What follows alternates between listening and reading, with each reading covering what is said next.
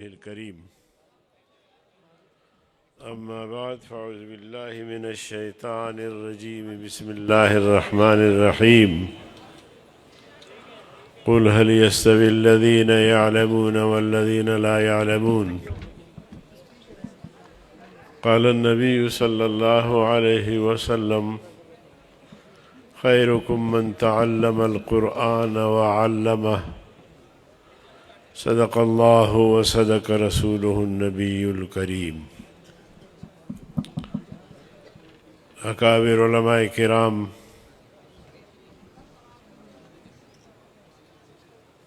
طلباء عزیز، سامعین حضرات، آج ہم سب ختم بخاری کی تقریب میں جامعہ مدنیہ جدید میں جمع ہیں، اور انشاءاللہ قائد ملت اسلامیہ عنقریب پہنچنے والے ہیں، اور وہ آپ کو حدیث پڑھائیں گے، ہم سب سنیں گے انشاءاللہ، اور آپ بڑے اشتیاق سے ان کے منتظر ہیں۔ اللہ تعالیٰ ان کی عمر میں برکت عطا فرمائے اور صحت والی لمبی زندگی عطا فرمائے۔ مولانا صاحب، مولانا فضل الرحمان صاحب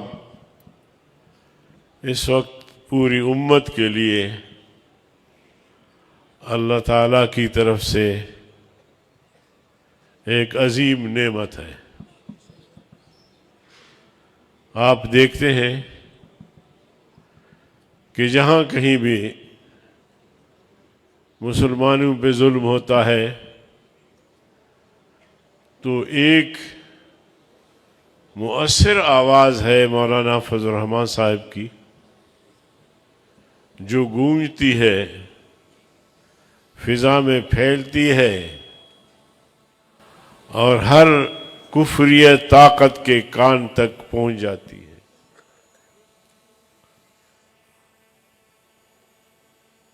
ہمیں پاکستانی مسلمانوں کو بھی اور پوری امت کو قدر کرنا چاہیے۔ شخصیات ہیں اسلام میں بہت سارے، کوئی جہاد کے محاذ پہ مورچے میں بیٹھا ہوا ہوتا ہے، کوئی تبلیغی کام کر رہا ہوتا ہے، کوئی درس و تدریس کا کام کر رہا ہوتا ہے، مگر سب کی آواز اپنی جگہ پہ، سب کا کام اپنی جگہ پہ، لیکن ایک مؤثر آواز، ایمان سے بھرپور ایک للکار جو مولانا فضل الرحمان صاحب کی زبان سے صادر ہوتی ہے، دشمن بھی سمجھ لیتا ہے کہ ہاں یہ ایک مؤثر آواز ہے۔ چاہے وہ انڈیا ہو، امریکہ ہو، اسرائیل ہو، یا جو عالمی کفریہ طاقتیں ہیں، وہ سب جانتے ہیں، سب سمجھتے ہیں۔ اس لیے انہیں راستے سے ہٹانے کے لیے ان پر 3 سے زیادہ خودکش حملے ہوئے، 3 سے زیادہ خودکش حملے، اور درجنوں ہمارے کارکن شہید ہوئے۔ جرم کیا ہے اس کا بھی کوئی پتہ نہیں۔ تو اس لیے میں تھوڑا سا آگے چلا گیا، میں اسی بات پہ آتا ہوں کہ انشاءاللہ العظیم درس بخاری اور آپ انشاءاللہ سنیں گے۔ اللہ تعالی ہم سب کو عمل کی توفیق عطا فرمائے۔ میرے عزیز دوستو، مدارس میں ملک بھر میں سال کے اخیر میں اس قسم کی اجتماعات اور تقریبات مدارس کی طرف سے منعقد کی جاتی ہیں۔ اس کا بنیادی وجہ یہ ہوتا ہے کہ ایک تو جو طلباء مسلسل مدرسے میں رہ کر تعلیم حاصل کرتے ہیں، چاہے وہ عالم بنتے ہیں، مفتی بنتے ہیں، حافظ بنتے ہیں، ان کے اعزاز میں ایک ایسی تقریب منعقد ہو جو ان کو اگر جامعہ سے وہ جانا چاہتے ہیں تو عزت و احترام کے ساتھ، شان و شوکت کے ساتھ، اور پھر علماء کرام کو دعوت دی جاتی ہے، وہ تشریف لاتے ہیں، ان کے سر پر پگڑی باندھتے ہیں اور ایک بڑے اعزاز کے ساتھ ان کو رخصت کیا جاتا ہے۔ نمبر 2 یہ کہ اس سے عوام الناس کو بھی آگاہ کرنا ہوتا ہے کہ مدارس میں کیا ہوتا ہے، مدارس کی تعلیم کیسی ہے، یہ دینی مدارس ہیں کیا۔ تو علماء کہتے رہتے ہیں کہ یہ دینی مدارس قومی اور ملی ادارے ہیں، یہ کسی مولوی صاحب کی ذاتی جاگیر نہیں ہے، ہم سب مسلمانوں کی، اہل محلہ کی، اہل شہر کی، ہم سب کے یہ ادارے ہیں جس میں ہمارے بچے پڑھتے ہیں۔ تو یہ بتانا ہوتا ہے قوم کو بھی، مسلمانوں کو بھی، اہل محلہ کو بھی کہ یہ ادارے کسی فرد کے نہیں ہیں، آپ سب کے ہیں، اور آپ سب کے عقائد و نظریات اور ایمانیات وہ پڑھائے جاتے ہیں۔ اور پھر اس کے ساتھ ساتھ علماء فضائل بتاتے ہیں، دینی تعلیم کی فضائل بتاتے ہیں، قرآن و حدیث کے فضائل بتاتے ہیں۔ خیرکم من تعلم القرآن وعلمہ، پیغمبر کریم صلی اللہ علیہ وسلم کی حدیث ہے کہ تم میں بہتر لوگ وہ ہیں، یعنی انسانیت میں بہتر لوگ وہ ہیں جو قرآن کریم پڑھتے ہیں پھر پڑھاتے ہیں، پڑھتے ہیں پھر پڑھاتے ہیں۔ تو وہ طبقہ پھر مدارس میں ہی ہے، علماء ہیں جو پڑھ کر اب وہ پڑھا رہے ہوتے ہیں اور آپ پڑھتے ہیں۔ اسی طرح حدیث میں آتا ہے من قرأ القرآن وعمل بما فیہ البس والداہ تاجا یوم القیامہ، تم میں سے جو کوئی بھی قرآن کریم پڑھتا ہے پھر اس پر عمل کرتا ہے، اس کے والدین کو قیامت کے دن ایک ایسا تاج پہنایا جائے گا جس کی روشنی سورج سے بڑھ کر ہوگی۔ اب یہ فضائل علماء بتاتے رہتے ہیں، اور یہ میری بات نہیں ہے، کسی مولوی صاحب کی بات نہیں ہے، پیغمبر کریم صلی اللہ علیہ وسلم کی بات ہے۔ اور جیسے مفتی صاحب فرما رہے تھے کہ پیغمبر صلی اللہ علیہ وسلم کی جو ارشادات ہیں، جو فرامین ہیں، وَمَا يَنْتِقُ عَنِ الْهَوَىٰ إِنْ هُوَ إِلَّا وَحْيٌ يُوحَىٰ، پیغمبر نے فرمایا کہ اللہ نے فرمایا کہ میرا پیغمبر جو تم کو جو کچھ بتاتا ہے وہ اپنے مرضی سے نہیں، میں اسے وحی کرتا ہوں، میں اسے وحی کرتا ہوں۔ تو اللہ پیغمبر کو وحی کرتا تھا، اور پیغمبر صلی اللہ علیہ وسلم اصحاب کرام کو بتاتا۔ تو میرے عزیز دوستو، یہ باتیں اہل محلہ بھی سن کر ان کو ایک ترغیب ملتی ہے کہ اگر انہوں نے خود قرآن کریم کی تعلیم حاصل نہیں کی تو شاید اس بات پر وہ مجبور ہو جائیں کہ ہم نہیں پڑھ سکے تو اپنے بیٹیوں کو، بیٹیوں کو، پوتوں کو، پوتیوں کو، نواسوں کو ان کو قرآن کریم کی تعلیم دیں۔ خیرکم من تعلم القرآن وعلمہ۔ پھر آپ کو، علماء کو، طلباء کو قرآن کریم کی تعلیم حاصل کرنے والوں کو اللہ نے بھی سرٹیفکیٹ دیا، قل هل يستوي الذين يعلمون والذين لا يعلمون، اور پیغمبر کریم صلی اللہ علیہ وسلم نے بھی سرٹیفکیٹ دیا، ان افضلکم من تعلم القرآن وعلمہ، تم میں افضل ترین لوگ وہ ہیں جو قرآن کریم پڑھتے ہیں اور دوسروں کو پڑھاتے ہیں، سکھاتے ہیں۔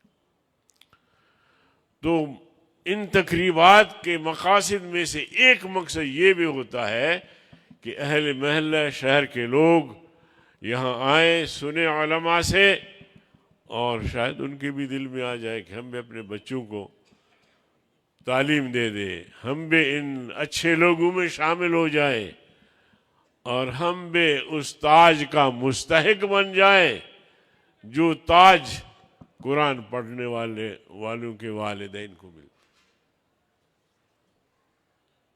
چوتھی بات یہ ہوتی ہے کہ حکمرانوں کو بھی دکھانا ہوتا ہے۔ ظاہر ہے ان کے یہاں ایجنسی آئی ہوئی ہے، ہمارے لیے شاید نہ آتے ہوں، قائد جمعیت کو سننے کے لیے وہ بھی آئے ہوں گے کسی بھی شکل میں، اور ہمارے ہاں جو بھیجتے ہیں نا تو ان کی باقاعدہ داڑھی بھی ہوتی ہے، پگڑی بھی ہوتی ہے، مونچھیں بھی بالکل سنت کے مطابق صاف، داڑھی زبردست، تو آپ بھی سمجھتے ہوں گے بڑا اچھا آدمی ہے، اندر سے وہ وہی ہے۔ تو ٹھیک ہے، ہم چاہتے ہیں کہ ان کو یہ بتا دیں ہم کہ مدارس میں کیا ہوتا ہے۔ مدارس میں دینی تعلیم ہوتی ہے، مدارس بھی رجال کار پیدا کرتے ہیں اور عصری ادارے بھی رجال کار پیدا کرتے ہیں۔ آپ کے لاہور میں کبھی کوئی تعلیمی ادارے اتنا زیادہ نہیں تھے، تو آپ کا جو ایچسن کالج ہے وہ پاکستان بھر میں مشہور، ہمارے بلوچستان سے بھی لوگ آ کے یہاں پڑھتے رہے۔ مجھے ایک صاحب نے کہا کہ فلاں صاحب ہمارے ساتھ پڑھتے تھے ایچسن میں، 5 اس کے اوپر نماز پڑھتا تھا، بہت کچھ، اب جو ہے وہ خدا کا منکر بن گیا ہے، خدا کو بھی نہیں مانتا، اس وقت بڑا صوفی تھا۔ تو عرض کرنے کا مقصد یہ ہے کہ اب لاہور یونیورسٹی، اب کراچی یونیورسٹی، پنڈی، اسلام آباد، کوئٹہ، فیصل آباد، بڑے بڑے شہروں میں بڑے بڑے تعلیمی ادارے ہیں۔ اب ان کی کارکردگی بھی آپ دیکھیں، اور جو مدارس سے فارغ التحصیل ہو کر سیاست میں گئے ان کا کردار بھی آپ دیکھیں۔ پچھلے ایام میں یہاں شور اٹھا کہ جی بہت سارے لوگوں نے پیسے لیے کہ ہم فیکٹریاں لگائیں گے، ہم پنجاب میں، سندھ میں فیکٹریوں کا جال بچھائیں گے، اور یہ جو بے روزگار لوگ ہیں ان کو روزگار فراہم کریں گے۔ اب ہمارے علماء کرام ان کی نظر میں تھے یا نہیں جو آج برسر روزگار بنا رہے ہیں ان کو؟ فیکٹریاں لگائیں گے، پھر 2-3 سال میں انہوں نے حکومت کو درخواست کی کہ جی ہم ڈیفالٹ ہو گئے، ہم قرضدار ہو گئے ہیں، حکومت نے معاف کر دیا۔ اس پر شور اٹھا کہ بھئی یہ کیوں؟ ارباں روپے مالیاتی اداروں سے، بینکوں سے، حکومت کا پیسہ، قوم کا پیسہ یہ بیک جنبش قلم یہ معاف کر دیے گئے؟ ہم نہیں مانتے۔ مشرف کا دور تھا، یہ فہرست پیش کیا گیا قومی اسمبلی میں۔ کہاں؟ قومی اسمبلی میں۔ وہ قومی اسمبلی کا ریکارڈ ہے وہ فہرست۔ آپ آج بھی درخواست دیں، وہ فہرست آپ چیک کر سکتے ہیں، پوری فہرست میں جمعیت علماء اسلام کا کوئی کارکن نہیں۔ جن لوگوں نے پیسے لے کر اس ملک کے خزانے کو لوٹا، یہ ایچیسن کے فارغ التحصیل تھے، آکسفورڈ یونیورسٹی کے فارغ التحصیل تھے، کیمبرج یونیورسٹی، آپ کے پنجاب لاہور یونیورسٹی، یہ سارے وہی تھے، مدرسے کا کوئی طالب علم نہیں تھا اس میں۔ اور پھر بھی کہتے ہیں کہ مدرسے ہمارے اوپر بوجھ ہے، مدرسوں کی وجہ سے مشکلات ہیں، مدرسوں کی وجہ سے ہماری معیشت بہتر نہیں ہوتی۔ شرم نہیں آتی تمہیں؟ لوٹو تم ملک کو دونوں ہاتھوں سے، جرنیل سے لے کر شہباز شریف تک، ایک ادنا حکومتی وزیر تک، ملک کو تم لوٹو، الزام ہم پہ ڈالو۔ اگلی بات بتا رہا ہوں آپ کو، یہ شور اٹھا کہ جی لوگوں نے کرپشن کیے ہیں، قومی خزانے کو دونوں ہاتھوں سے لوٹا ہے۔ اب لاہور کے لوگ ناراض تو نہیں ہو رہے؟ ہاں، میں دیہاتی آدمی ہوں، ہم باتیں سیدھی کر دیں، نتائج کا اللہ ہی ذمہ دار ہے۔ سمجھ میں آ رہی بات؟ تو فہرست ان کی بھی طلب کی گئی، جو وزیر بنے، جو مشیر بنے، جو وزیر اعلیٰ بنے، جو وزیر اعظم بنے، سب کے نام، جو مقدس شخصیات تھیں، سب کے نام اس فہرست میں تھے، مگر میرے وزیر اعلیٰ کا نام نہیں تھا اس میں۔ چاہے مفکر اسلام مولانا مفتی محمود کی صورت میں، چاہے اکرم خان درانی کی صورت میں، میرے وزراء اعلیٰ کا نام نہیں تھا، باقی سب کے نام تھے۔ میرے ادنا سے ادنا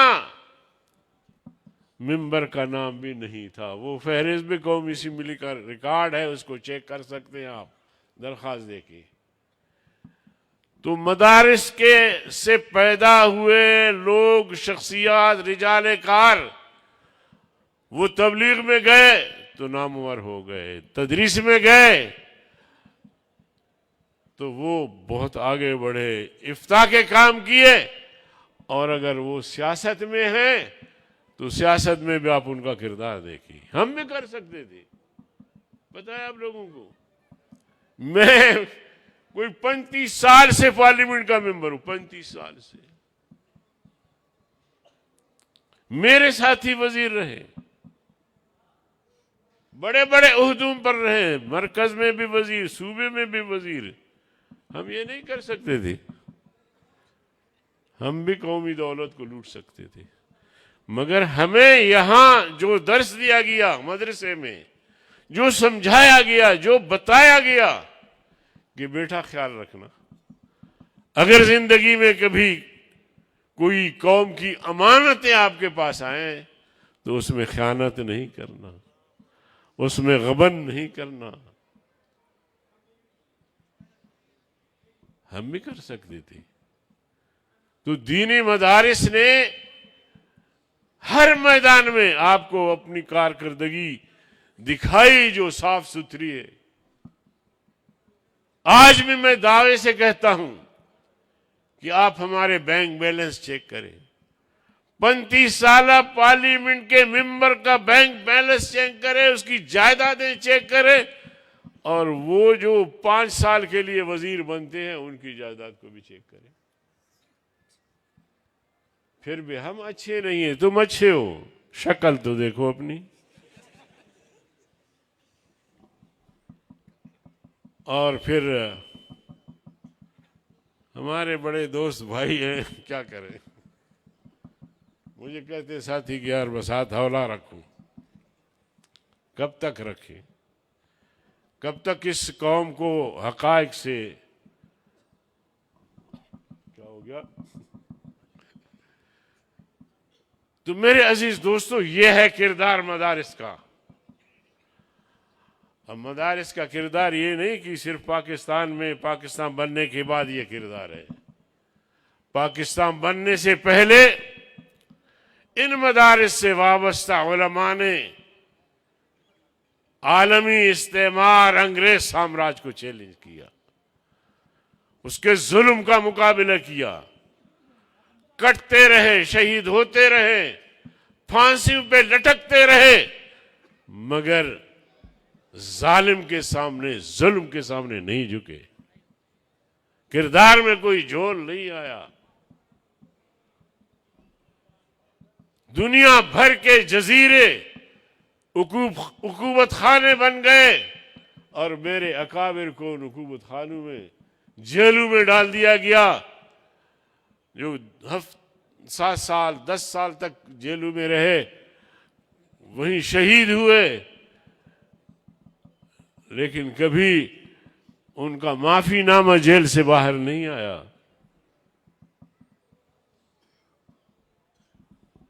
کہتے ہیں جی پاکستان بنایا فلاں صاحب نے، جی ہاں پاکستان بنایا فلاں صاحب نے۔ اس کی تاریخ بھی دیکھو اور میرے اکابرین کی تاریخ بھی دیکھو۔ میں سمجھتا ہوں کہ پاکستان کی آزادی کی تحریک میں اس کو کبھی پسینہ بھی نہیں آیا، اور میری لاشیں گواہی دیتی ہیں کہ اس پاکستان کی تعمیر کے خمیر میں ہمارا خون شامل ہے، ہمارا خون شامل ہے، ہمارا خون بھی شامل ہے تزئین گلستان میں، ہمارا خون بھی شامل ہے تزئین گلستان میں۔ ہمیں بھی یاد کر لینا چمن میں جب بہار آئے۔ ان کی ارواحیں اب تک منتظر ہیں کہ چمن میں کب بہار آئے گا۔ میرے نوجوان ساتھیوں، میں تمہیں بتانا چاہتا ہوں پاکستان کا مطلب کیا۔ آپ بھی ذرا یہ نعرہ لگائیں۔ کبھی ہمارے اکابر بولتے ہیں پاکستان کا مطلب کیا، جو کہتے ہیں کہ ہم نے پاکستان بنایا ہے، وہ تو اپنے جلسوں میں کبھی بھی یہ نعرہ نہ لگائیں، کیونکہ پھر اگلی بات یہ ہوگی کہ پھر پاکستان کا مطلب کیا، لا الہ الا اللہ، اقتدار پہ بھی تم ہو، تم سب کچھ کر سکتے ہو، تو پھر خلافت راشدہ کا نظام کدھر ہے، اسلام کا نظام کدھر ہے؟ اور ہم تو سمجھتے ہیں کہ جی پاکستان بن گیا، لوگوں نے ہجرت کی اور ہم نے ان کو پناہ دی، بس اس حد تک ہے کہانی۔ نہیں میرے دوستو، آپ پڑھیں، آپ مطالعہ کریں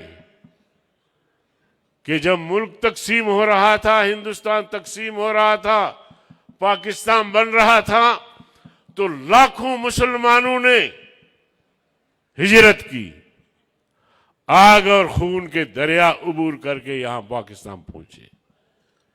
ان کے نوجوان بیٹے ان کے آنکھوں کے سامنے قتل ہوتے رہے، بچیوں کی عصمت دری ہوئی، یہاں تک کہ اپنے گھر چھوڑے،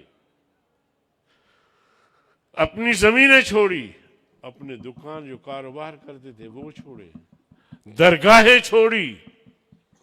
کیوں؟ اس لیے کہ وہ یہ سمجھ رہے تھے کہ جہاں جو پاکستان بن رہا ہے وہ ایسی ریاست ہوگی جہاں خلافت راشدہ کا نظام ہوگا، جہاں فاروق اعظم اور جہاں دیگر خلفاء نے جو خلافت قائم کی، چلایا، ایسا نظام قائم ہوگا۔ تو یہ جو ہم قربانیاں دے رہے ہیں اس کے حصول کے لیے کم ہے، اس لیے اتنی بڑی قربانیاں انہوں نے دی۔ فاروق اعظم رضی اللہ تعالیٰ عنہ نے فرمایا، لو مات الکلب جوعا علی شط الفرات لکان عمر مسئولا عنہ یوم القیامہ۔ دریائے فرات کے کنارے پر بھی اگر کوئی کتا بھوک سے مر جائے گا تو اس کتے کے بھوک کے بارے میں مجھ سے پوچھا جائے گا کہ عمر تیری خلافت میں کتا بھوک سے کیوں مرا؟ تو مسلمانوں کے سامنے یہ ساری تصویر تھی، یہ تصور تھا، یہ ذہن بن گیا تھا کہ پاکستان بنے گا، ہندو کے مظالم سے ہم محفوظ ہوں گے، پاکستان بنے گا تو ہماری معیشت بہتر ہوگی، پاکستان بنے گا تو ہمیں عدل و انصاف ملے گا۔ 75 سال کا عرصہ گزر گیا، ان ظالموں نے قوم کو بد امنی کے سوا کچھ نہیں دیا، ان ظالموں نے خراب معیشت کے علاوہ قوم کو کچھ نہیں دیا، ان ظالموں نے پاکستان کو غیر مستحکم کیا، ظلم و جبر کا بازار اس وقت سے گرم کیا ہے، ابھی تک چل رہا ہے۔ پہلا کابینہ بنا، پہلا کابینہ بنا، اب قانون سازی کرنی ہے اسلامی ریاست کے لیے، تو کابینہ کا پہلا وزیر جو تھا وہ ہندو تھا۔ طلباء کرام سمجھ لو اس بات کو، یاد رکھو۔ وہ کابینہ کس نے بنایا؟ ہاں نہ ہندو تو وزیر قانون تھا، اس کابینہ کو تشکیل کس نے دیا؟ ہاں پتہ ہے؟ اس کا نام لیں گے تو گنہگار ہو جائیں گے۔ امجد خان؟ نہیں، بابا جی جس نے کہا پاکستان کا مطلب کیا، لا الہ الا اللہ۔ اچھا، بابا جی نے پاکستان بنایا، کابینہ تشکیل دیا، اب ریاست میں قرآن و سنت کی روشنی میں مسودہ بنانا ہے، اور اس مسودہ کی روشنی میں ریاست کو اسلامی فلاحی ریاست بنانا ہے، تو اس ریاست کا پہلا وزیر قانون ہندو نامزد کیا انہوں نے۔ اب ہندو کو بیچارے کو کیا پتا۔ اگلی بات، پہلا وزیر خارجہ قادیانی نامزد کیا گیا، سر ظفر اللہ قادیانی۔ یہ وہ کٹر قادیانی تھا جس نے قائد اعظم کا جنازہ بھی نہیں پڑھا۔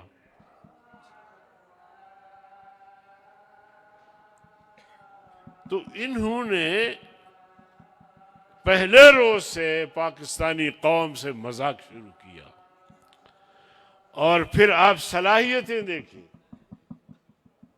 صلاحیتیں ان کی دیکھیں کہ 26 سال تک انہوں نے پاکستان کو ایک متفقہ آئین دینے میں کامیاب نہیں ہو سکے۔ 26 سال ہندوستان نے 3 سال میں بنایا، انہوں نے 26 سال میں بھی پورا نہیں کیا، تاہم کہ ہمارے اکابر مفکر اسلام مولانا مفتی محمود اور ان کے ساتھی وہ پارلیمنٹ میں پہنچے، انہوں نے پاکستان کو ایک متفقہ اسلامی آئین دیا۔ آپ سوچتے ہوں گے کہ وزیر اعظم تو اس وقت بھٹو تھے، تو آپ نے یہ کیسی بات کہہ دی، کیا دعویٰ کر دیا؟ میں آپ کو بتانا چاہتا ہوں، میری عمر ذرا آپ حضرات سے زیادہ ہے، بس میں بات ختم کرنے والا ہوں، بس یہ بات میں کرتا ہوں۔ بھٹو صاحب سوشلسٹ تھے، اگر آئین بنتا تو سوشلزم پر مبنی ہوتا، جبکہ آئین کہتا ہے کہ قرآن و سنت کی روشنی میں قانون سازی کی جائے گی، تو یہ ہمارا منشور تھا، بھٹو صاحب کا نہیں تھا۔ خان عبدالولی خان وہ نیشنلسٹ تھے، نیشنلزم کی بات کرتے تھے، تو اگر ان کے منشور اور دستور کے مطابق آئین بنتا پاکستان کا تو وہ نیشنلزم کی نشاندہی کرتا، مگر اگر اسلام کی نشاندہی کرتا ہے، اور یقین جانیے اس آئین پر عمل درآمد ہوتا نہ شہباز شریف وزیر اعظم بنتے نہ نواز شریف بنتے، کیونکہ آئین میں یہ لکھا ہوا ہے کہ وہ شخص الیکشن لڑ سکتا ہے جو صوم و صلات کا پابند ہو۔ نمبر 2 یہ ہے کہ گناہ کبیرہ کا مرتکب نہ ہو، اور یہ پوری کوشش کر رہے ہیں کہ یہ دفعات ختم کرے آئین سے۔ اور 74 میں تحریکیں بہت چلی، 90 سال ہو گیا تھا، مسئلہ حل نہیں ہوا۔ 74 میں تحریک چلی، ہمارے اکابر پارلیمنٹ میں تھے، تو انہوں نے پارلیمنٹ کے دونوں ایوانوں سے قادیانیوں کی کفر کو پارلیمنٹ سے منوایا، اور آئین میں ترمیم آ گئی کہ آج کے بعد قادیانی کافر ہیں اور قیامت تک کافر رہیں گے، اور قادیانی آج کے بعد کسی بھی کلیدی اسامی پر نہیں آ سکتے۔ تو الحمدللہ یہ جمعیت علماء اسلام کا کردار ہے۔ اگر پنجاب کے لوگ ہمت کر کے ایک دفعہ کم از کم مولانا فضل الرحمان صاحب کو وزارت عظمیٰ کے کرسی پر بٹھاتے اور اس ریاست کو ہم ایک دفعہ اسلامی فلاحی ریاست بناتے، تاکہ وہ مقاصد پورے ہوتے، تاکہ وہ شہداء جنہوں نے اس ریاست کی تشکیل کے لیے قربانیاں دی ان کو بھی ٹھنڈک پہنچتی۔ بہرحال یہ جدوجہد جاری رہے گا، اور یہ طلباء علماء یہ جو ہے وہ پیغمبر صلی اللہ علیہ وسلم کے وارث ہیں، اور آپ عوام سے میں اپیل کرنا چاہتا ہوں کہ آپ حضرات بھی اپنی اولاد کو قرآن و سنت کی تعلیم دیں، تاکہ یہ انعامات جو اللہ اور اس کے حبیب نے قرآن کریم کے پڑھنے والوں کے لیے مقرر کیے ہیں اس کا مستحق آپ بھی بن جائے۔ وآخر دعوانا